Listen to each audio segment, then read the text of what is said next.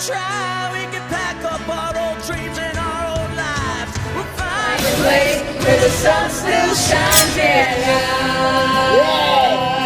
We'll always, baby, always, and I'll be there forever. Well, look what we have here. This week is very special. We've got Shard on, ex-student of mine, and he's living in Japan. We're in Japan right now, and he's just, like, every time I see him, he's like, I just banged 2 girls yesterday. I'm like, how was that? What are you talking about? It's a great story, because he went from basically being a virgin to being an absolute horse. So you could say hi, Shard. Say hi. Hey. You yourself, back in 2010, signed up for my boot camp back when I was charging fucking peanuts, shekels, and you negotiated and got a discount, you fucker. One of my ongoing jokes is he still owes me lots of money because he should pay what it's worth now. But at the time, and he did the course, and he was fucking really tough. That's what's really funny about it. I think he's one of the only students that couldn't get a phone number, couldn't really stop. You know, he was really struggling with Couldn't stop a girl or get a couldn't phone stop number. a girl. Nothing. It was just really tough. He was doing it, but he just had the wrong energy. He just could not fucking do it. And I actually felt guilty, and this happens very rarely these days. But where I was thinking, like, man, I feel bad. I don't feel like I've done the best job. Maybe it's my fault. You know, you get all these thoughts going through your head because someone's paying you money because they believe in you, and you feel really bad if you don't feel like you're really reaching their expectations. So I did the best I could. And then, of course, I ran into him later, and he was doing really well. And actually, I recorded some stuff with him I was going to put up years ago, and I just never did. And then I ran into him now, and he's one of the biggest sluts of all of my students ever. He's hooked up with over 100 girls now. Yeah. Okay, just over 100 now, isn't it? It's over 100. I don't know how many I stuff counts. Yeah, it's absolutely disgusting. He's a filthy pig. And he really should be the poster boy for seduction, because I'm not going to slag you off or anything, but even though he's British, he's Indian. And there's a bit of a stigma where, people are like, oh, Indian, like a lot of Indian guys are like, oh, I'm Indian, white girls don't like Indians, blah, blah, blah. So it really should go to show, it doesn't fucking matter. Do you know what I'm saying? Like, it doesn't fucking matter. So it's fucking ridiculous. So how are you such a slut? Explain it to me. And by the way, as we're recording this, was it yesterday or the day before? You Sunday. So 2 days ago. 2 days ago. You pumped 2 girls in one day. Tell us what happened. Let's start there. So I was in Tokyo. There was a big Caribbean festival, full of very attractive girls. A couple of which we met in Family Mart. They'd just come over from Singapore and they wanted to have a look around, and they were very excited about Tokyo. They gave us their numbers before going off, and we met so many plentiful number of girls there. One girl... Oh, these are the 2 that I'm... Well, those were like the first numbers we got for the day. Remember that one? No, when we were with what's Yeah, his I didn't name? hook up with those 2. Not those 2, okay. I put a date with one of them was them. from Singapore, right? That's Yeah. what I thought you meant, those 2. Okay. And a date planned with her later on. But you stole that one from him, didn't you? The cute one. He didn't want her. I don't believe that. She was cute and the other one wasn't. Why was he talking to her if he didn't want her? That doesn't make sense. He was talking to her, then he ran off to get another girl while those girls were still there, and then he left me with those 2. That's his mistake, isn't it? It is. That'll learn him. Alright, so go ahead. So I've got a date with those 2 set up for when I'm back from China in a couple of weeks. But later, shortly after that, I met this cute girl who was walking around by herself. And one thing I've really kind of started to notice is girls walking very slowly. Generally, they have nothing to do. They're very bored, and they're waiting for someone to open them. So I spoke to this girl who was also new in Tokyo. She'd just come from some small town north of Japan to go to university here. She was 19 or 20, and she spoke great English. She came here because she wanted to study English literature before going off to America or somewhere else. She'd never left Japan. And the fact that I was an English speaker intrigued her, because she hadn't met many English speakers, and she was just out for the day to see what Caribbean life would be like, try food and everything else. So we went around the market. I told her that she had to try jerk chicken, and it's really amazing. Most of the places were sold out as it was towards the end of the festival, but we finally found somewhere.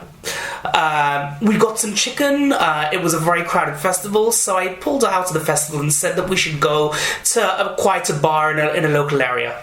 That area was also very close to where I lived, so we went there. What a coincidence! Yeah. We had some coffee because she wasn't a big drinker.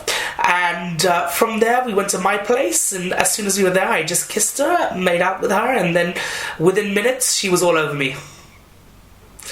So I'd say that was the first girl of the two girls. She then left to go home, and I had been invited to a party at the Hilton in Tokyo. They were having a soft launch for their beer garden before they opened it to the public. I'd invited a few friends to join me. I get to the hotel, and none of my friends are there. They tell me they're going to be an hour and a half or 2 hours late. I then see one friend of mine who's there on a date, and I hang with them for a while, and I pick another girl who I'm really interested in and tell her that I'm at this beer garden in the Hilton. I know it's something she'd be interested in. Come alone or bring a friend, whatever you want, up to you, but come if you can make it. She replies straight away, which is unusual for Japanese girls. They normally take days to reply to messages, and said she was actually near the Caribbean Festival where I was earlier. She wasn't dressed appropriately. She's one of those girls who likes to really dress up elegantly, but she was dressed casually, ready for to chill at the park. But if it's fine, she'd love to come. So she came along. We had a couple of drinks in the beer garden. She had a few drinks early in the park as well. The beer garden closed about 9:30, and then we took a taxi back to my place. So one was completely random from the festival. This is actual second girl I met in 2012, and I've hooked up with her a couple of times. In between, she's had boyfriends. Some of my trips here, she wouldn't see me. I actually saw her. So you hooked up with this girl before? Yeah. Okay, well that doesn't count. Come on. I thought it was like two fresh ones. Boom, boom. No, not two fresh ones. Oh, fuck. Dude, I was like, this guy, that was your whole intro. This guy banged two girls the other end. Well, it doesn't matter. You've done one. They're both on the street, though. Yeah, no, fair enough. So that's hilarious. You found a girl that you already hooked up with just walking around. No, the first one I didn't know. Right. The second one, I met her before, and I texted her. You met her before on the street originally. Yeah. Okay, gotcha. That's cool. But yeah, you've been absolutely horny. Like every time I fucking see you, it's like you're going to a date or you meet another girl, or it's just this. Well, it brings me back to me in 2008, frankly, when I was really getting into it. I was just fucking going crazy. But before we just talk more about the kind of the Japanese girls, which are interesting on their own. Let's talk more about you, because like it's interesting because you come from an Indian background. Your parents, of course, are traditional. They have, they have no idea what the naughty stuff you're up to. And most guys, they're just not going to go on this path and get really good with women. So I think most people are just going to be thinking, how the fuck did this happen? Like, what happened? What drove you? And how did you actually get to this point where you're absolutely like whoring it out? Like you must be one of the biggest sluts in Tokyo. For God's sakes. Well, I think my intention was never to hook up with that many girls. My intention was just to, at that moment when I took your boot camp, to get a girlfriend, because I never had a girlfriend. I'd never kissed a girl. Like on your boot camp, I never got a girl's number. So I like the idea that you can hook up with so many girls was kind of a pipe dream. It wasn't even part of my reality. It was more the fact that I just wanted a girlfriend, and I probably would have settled for far less than I would settle for now.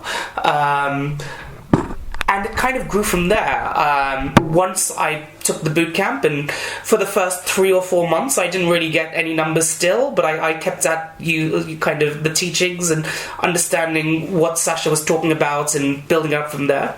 It took maybe 4 months when I got my first number, and my first number actually turned out to be my first lay as well.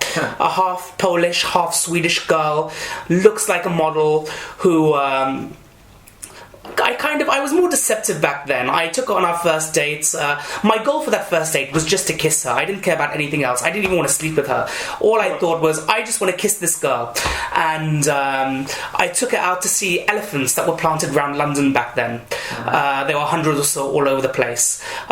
She got some good news that day that a job she applied for, she managed to get as well. And I started the date first going to a coffee shop. Then we went for a little walk around London.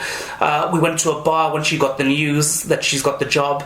I took her then to Häagen-Dazs at Leicester Square to get some ice cream. And this whole time, my goal was just to kiss her. But I was trying to be at the same time a little bit more deceptive. I knew that she didn't live in London, so I was trying to kind of entertain her to the point that she wouldn't realise she'd forgotten her last train. We still walked to a station, and I already knew that by the time we got to the station, she'd have missed her train. So even then, when we got to the station, I was too scared to make any moves.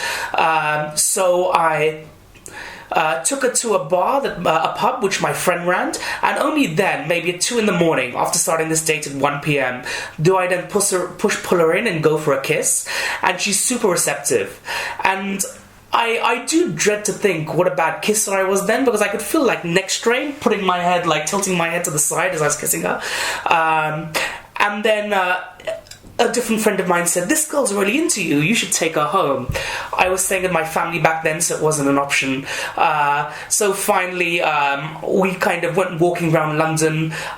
We went to the casino, and we kind of made out more there and had a couple of drinks. And then in the end, I took her to a hotel, and that was the first time I ever got laid. I never even heard that story. You did hear it, because you came to my birthday that year, and I remember showing you. It was the blindfold girl. Oh, you did show me that picture. Fuck, that was years ago, that party. God, I can't. Yeah, that was 2010. She was supposed to come to my birthday that day. She didn't come because she was out of London in Surrey and she couldn't get away from something. But a week and a half later, she took me on our second date.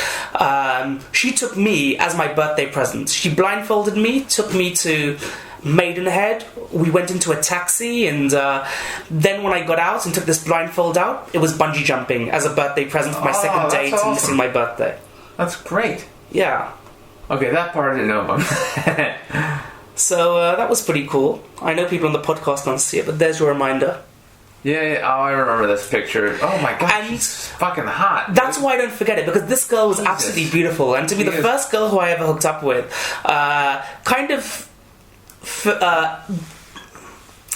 it was just an amazing experience, and it made me feel that I could get anything I want. That was a point when I realized that I can get any girl I want. I don't have to settle for a girl who likes me or likes this or likes that. I can get a girl of my choosing, and that was an amazing moment for me.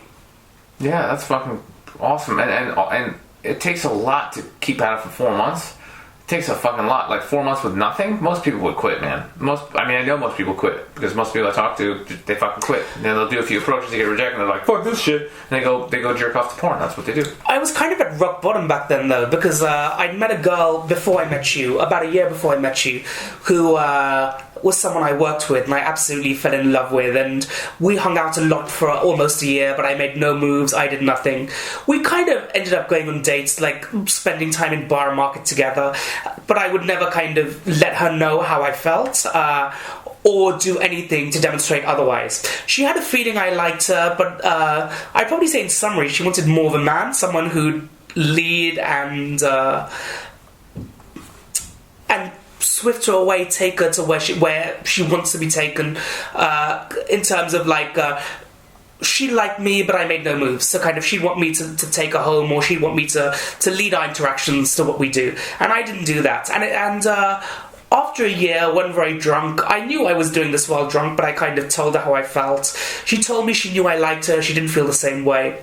And then she started making out with some guy I knew, who I found out later was completely gaming her, in kind of a very mystery sense. Mm-hmm. Which girl are you talking about now? This is an Irish girl, before I met you. Oh, okay. And so that kind of put me at rock bottom, to the point where I was willing to put any effort in to kind of learn, to get better. Mm-hmm. And I'd say that if I didn't have that experience that brought me to the bottom, I would never have worked to get to where I was. Right.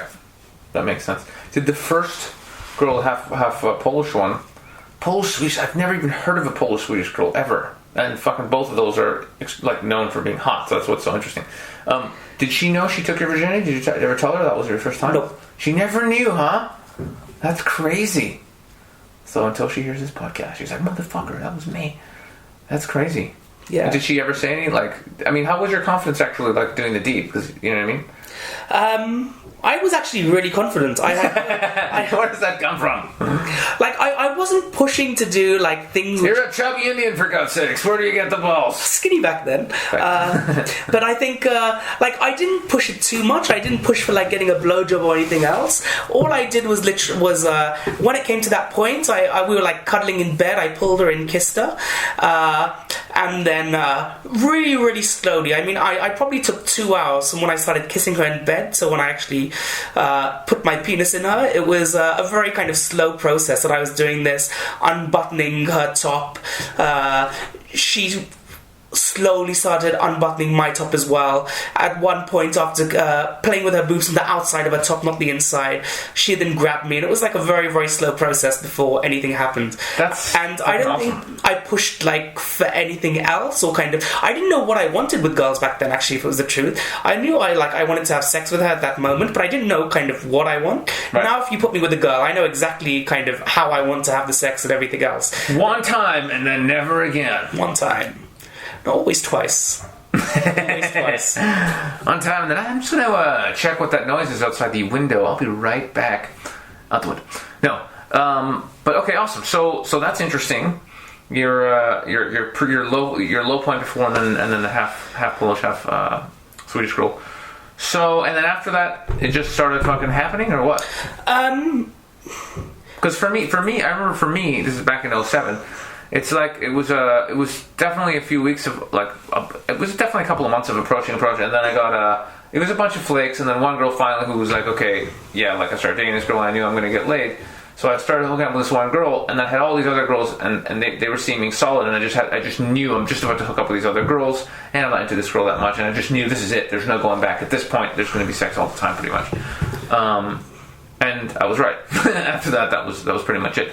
So how was it for you? Like after, because once I hooked up with that first one, it was really pretty relative. I mean, you still have to work for it. I'd say once I got the first one, I was in state all the time. You're just ecstatic that you yes, got laid, yeah. But I think that if we talk about things like technique or what I was actually doing, it wasn't really consistent and good. Right. So I'd say that first one was about May, June time. So the next one didn't come till September. Mm-hmm. Fuck.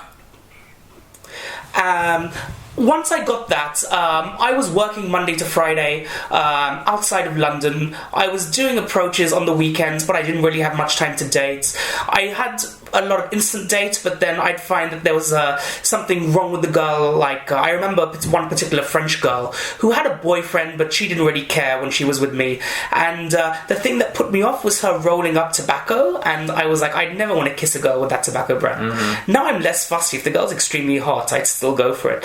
But back then, it was like a complete... It really pisses me off still, dude. I just tell girls straight up, like, if you can go on a date with me for a couple hours and not smoke, that's cool. But if you really are that addicted, first of all, just the fact that you're that addicted to drugs puts me off, and then the fact that I'm gonna have to be smelling that, I can't really take it. Unless we're talking about like Natalie Imbruglia in 1998 hot, then maybe I'll think about it. But fuck, I really hate it. But anyway, please continue. So the next one was September, and it was actually the next one was in August. It was in London in August. It was another. This time it was an English girl who lived in central London, and let's not get into all the fucking early girls for God's sakes, because it's just we'll go on forever. We do them all. But so fast forward, but to now, what would you say? Like, I mean. Well, let's just actually talk about fucking chicks. I mean, like, if you had to sum it up, what exactly are you doing? Is there some secret or something you're doing that you feel like is really fucking kicking ass, or are you just basically talking to girls, being friendly, and fucking escalating? I'd say that I overthought everything before, and now it's actually kind of simple. I know that approach the girl. If you're not approaching, then that's the first problem. Once you've approached the girl and she's engaged to the point where she's asking you a question or you're asking her a question, a lot of my approaches are my initial interactions aren't very long. There'll be a few minutes. I don't think I'll ever do one which is more than 5 or 10 minutes unless it's an instant date. And in that time, I will try to express as much as I feel I can about myself in that small period. I think that I express more about myself than I hear about the girl, and then use that to get her interest. I think when I was back in London, what I was doing is finding out so much about the girl and just being silent about myself that I'd never hear from the girl, or the girls would say that they don't know anything about me. I don't get that so much as a problem now, that girls feel that they know enough about me, that they feel confident to meet me. If we do you think it's more important she knows some about you than you about her before the first date? Yeah. Okay, interesting. Normally, I wouldn't say that. In London, I will always go direct. In Japan, I will be less direct because a girl, when I'm walking alongside her, talking to her, and see her giggling and smiling, she knows exactly why I'm walking with her. And if I see a giggle there or something else, she knows I'm hitting on her, and that is enough. That's direct enough. I'll get girls who won't even give me the time of day, and they'll just like be very serious and they won't react. But the second I see a small little smile or something else, the girl knows exactly why I'm there. She knows I'm hitting on her, and it's just enough expression so that she feels confident giving you her number. Right. Okay. Yeah, because that's a huge difference here in Asia. It's like, it's just part of the culture. Like, you don't want to lose face. You don't want to be put in an awkward situation. Nobody wants to like hurt your feelings. And it's really this whole culture built around sort of avoidance of humiliation kind of thing, right? Nobody wants to be put in that situation. So you can't. And people are very shy, and it's very repressed. So you really will freak a girl out if you come up to her and you're like, damn, you're so hot. Like, you just can't do that here. They will flip. Unless it's a girl from, she's very westernized. But like the average Japanese girl, it's just going to flip out. And the other thing I find is attractive girls in Tokyo are extremely attractive. I mean, to me, I would say I don't see 10s in London the way I see 10s here. And those girls know their value. They know they put effort into their clothes. If you look carefully, you can see they're using trendy Japanese fashion brands like Mars and Dia. And they know exactly what they're wearing. They know exactly what their value is in terms of looks. And so going up and telling them something which they already know is a bit different than going to a girl in England saying, you look amazing, and you see her smile because you've made her day. These girls are kind of expecting it. Nampa hair or meeting girls is something which has happened for a long time. So going and being that direct doesn't really faze them and doesn't kind of make them react. Doesn't impress them either. Yeah. So what does impress them more is self-amusement involving them at the same time. Talking about what I love tall girls. You're very tall. I once dated a really tall Swedish girl. She had blonde hair. Swedish girls are natural blondes, but in Japan, everyone has dyed hair. I bet your hair's dyed.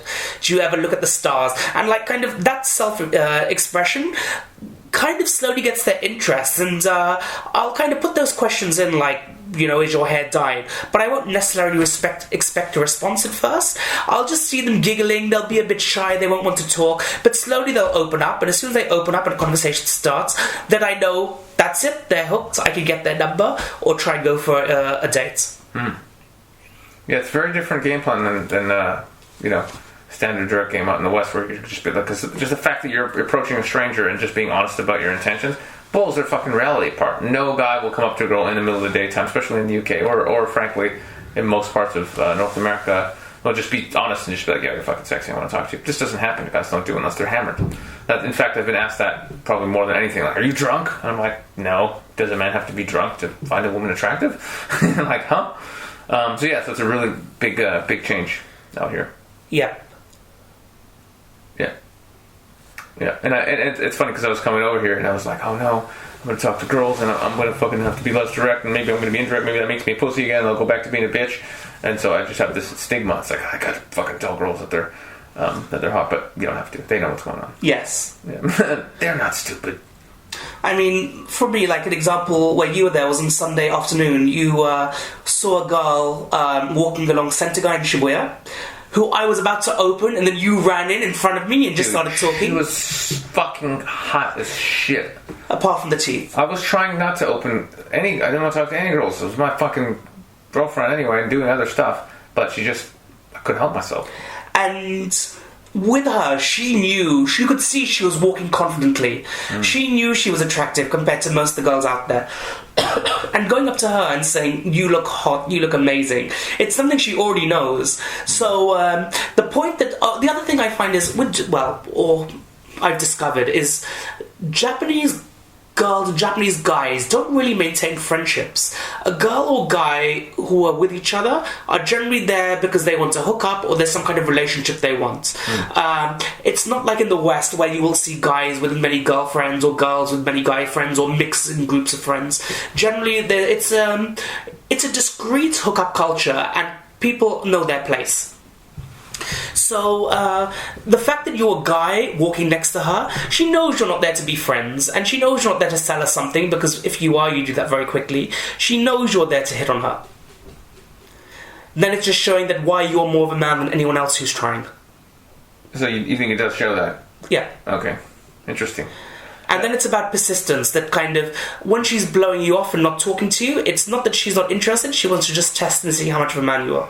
Well, this is one of the key things I say about, doing fucking direct game in the West. It's like, it's a test. So many girls will walk away from me, and I can see that they like me or whatever, and I'll just reopen, and then they'll giggle or whatever, and they'll walk away. And it means nothing. They just want to fucking know, are you legit? But it's interesting that's one thing that they have, very much similar here. Pretty much the same deal.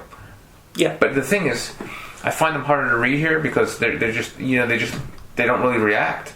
So they don't react. They give you almost nothing. They just keep walking. So it's almost like, in the West, at least girls will giggle or smile or something, and then they'll walk away and you're like, okay, now she likes me. Here, they're just literally they're not even slowing down. So it's like, what the fuck is going on here? So the trick is to assume that their non-reaction is positive and keep going for as long as you can. Forever. Until she calls the police. I mean, I've had sets where I've gone for maybe 15 minutes before the girl has cracked a little bit and started laughing and giggling. Wow. I don't know if I But the girl was absolutely stunning. This was in 2012, and I think that was kind of my peak where I put this effort in. Now I'm far more lazy with my game. I keep it short. I know what I want, and I've got kind of more abundance now that I know that if I don't get this girl, I don't care because there's going to be 100 hot girls right after her. Of course. But this girl was particularly stunning. She was kind of. She could be like a 90s poster model for like what a Japanese girl is, with her perfect hair, makeup, her style of clothing. I can't even describe it, and kind of very unique. You don't see this anymore. In fact, Egg magazine, which was a Japanese girls magazine that defined a lot of the culture that the West used to kind of describe Japanese girls in terms of their appearances, ended this month because that whole culture is dead now. But she had all of this, and I thought, I need to talk to her. I need to see what's happening. She didn't even speak a word of English.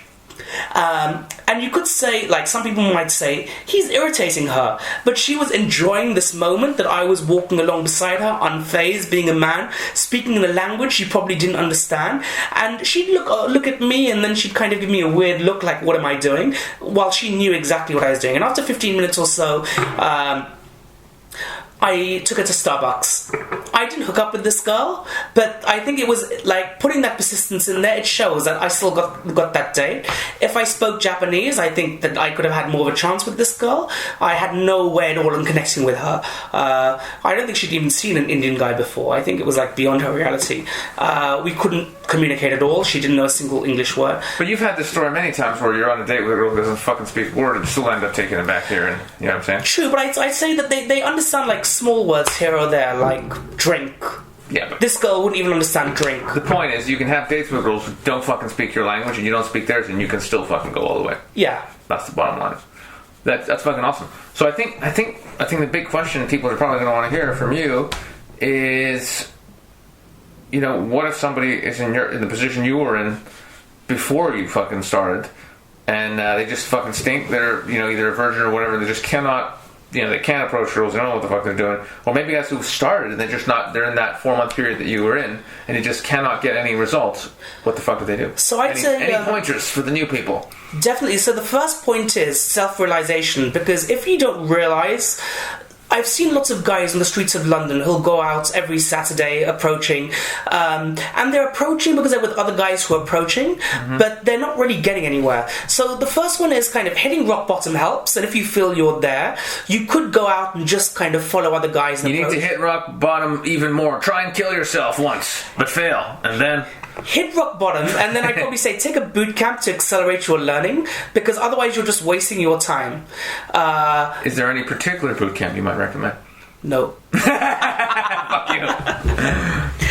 Yourcharismacoach.com. You're such an asshole. No, of course, we'll come to That was a joke. Go ahead. So I'd say that the first one is to kind of hit, if you've hit rock bottom, that's one thing. The second one is, I've met a lot of guys who approach and they're really bad, but they're not willing to admit it. They feel that if they keep pushing, they'll get there. Mm-hmm. And it's kind of having that realization that you need help, and only kind of you can do that inside. No one else, no videos on the internet, no hearing to podcasts even, apart from this one, no watching videos, or DVDs will even help until you have that realization inside. And you might realize it, but you might kind of not want to express it to other people. But at least that's a start. You've got to have that feeling inside that you want to make that change with your life. Once you've got that, you can be helped and you can be fixed. A lot of people can't because they're not willing to do this, but I'd say that is single-handedly the most important thing. I agree. Realize you're rubbish, have the realization that you can do something about it, want to actually make that change with your life, that you want to be in this life with girls. And it might not be that you want hundreds of girls, because I didn't want hundreds of girls, I just wanted one girlfriend. Whatever you want, this is the right start to your journey. So once you put all of that together, you need to kind of go out and take right action. And that's the point where I'd say I started looking online and I discovered your website and decided to do your bootcamp.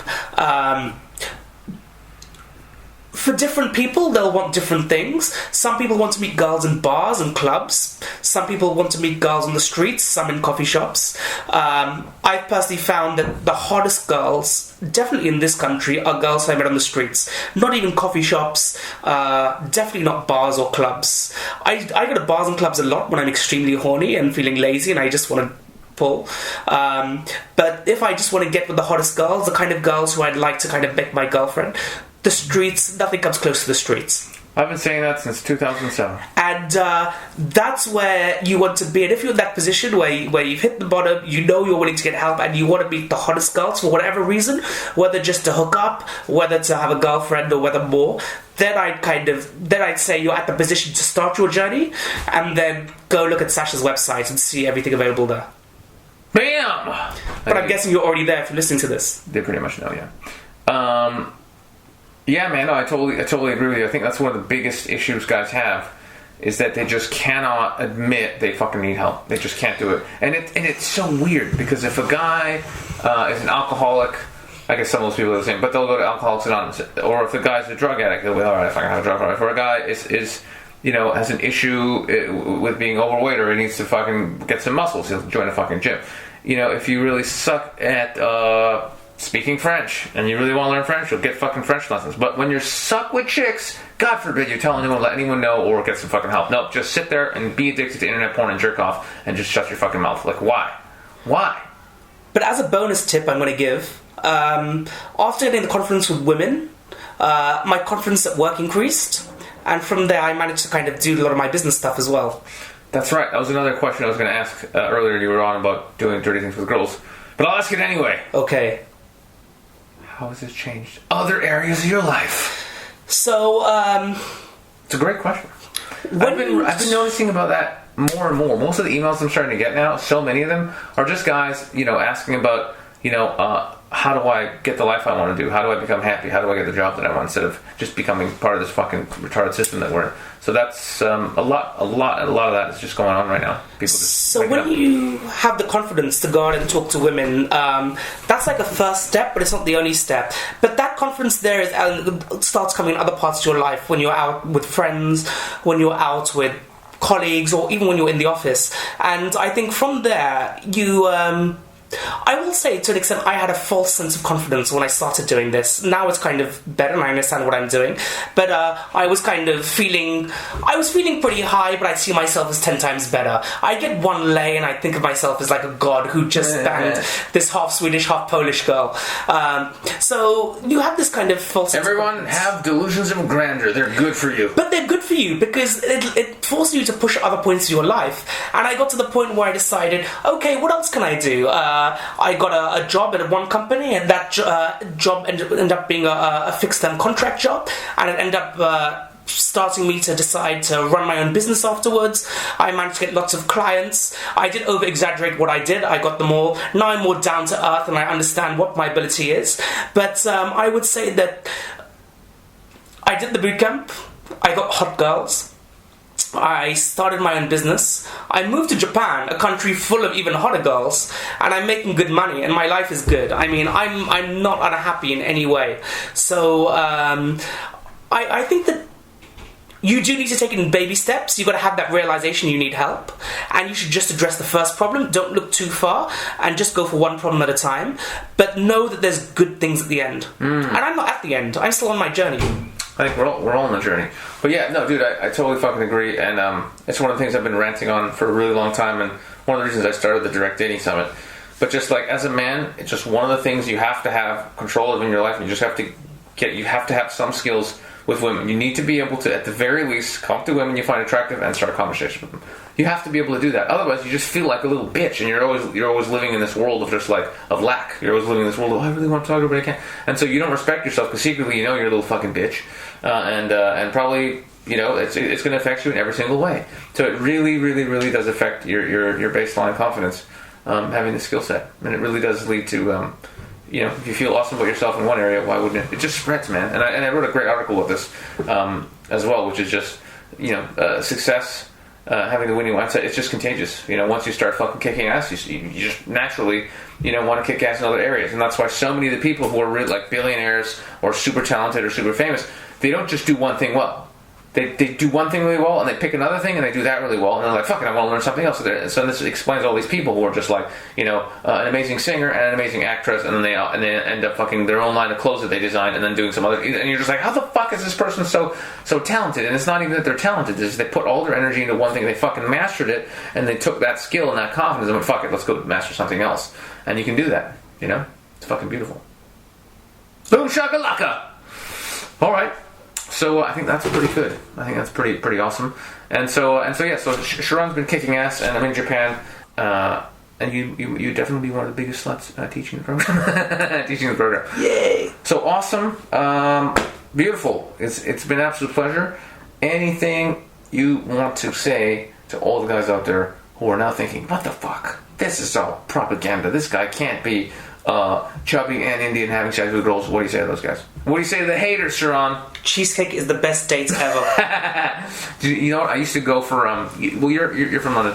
Apostrophe? Yes. They have the best fucking hot chocolate ever. It's like fucking soup. It's amazing. And eventually, Paul's hot chocolates. I don't believe that. Okay. You said this to me. Paul's hot chocolate is like hard solid chocolate melted. It's thicker than the Apostrophe's one. Jesus Christ. I think that one is kind of like a milky chocolate to a little extent. This is just dark chocolate, like a cup of extremely thick melted dark chocolate. We could just get a bar of 90%. Just nuke that shit. That'd be amazing. It is amazing, and I'd probably say that's great. Probably the place I've got laid from most after having a date is Starbucks. Don't underestimate Starbucks. Starbucks is awesome. I hate to say it because they're evil corporate empire, but fuck it, I like Starbucks. And I don't drink coffee, but I like Starbucks. I don't drink it either. I've given it up. Starbucks is cool though. Sofas where you can sit next to the girl in Starbucks are the best. I'd say that going to a bar, sitting across from a girl drinking wine versus sitting in a Starbucks with a sofa where you can chill together, having a drink and just kind of slouch. Actually hear what she's saying. Yeah. Forget what she says. Being on that sofa where you're close to each other, you can both have a drink, and that will give you a better date than having a bar where you're sitting across from each other, even if you're looking into each other's eyes, blah blah blah, all that gay stuff. Just do Starbucks and cheesecake. Yeah, I used to love those hot chocolates. I can't do them anymore though. I'm on a healthy diet, but yeah. That's why you don't get laid and I do. If only that were true. So yeah, stay away from the sugar. But yeah, it's beautiful. It was great to have you on the podcast, and I think we'll see you next time. Cool. Peace out, everybody.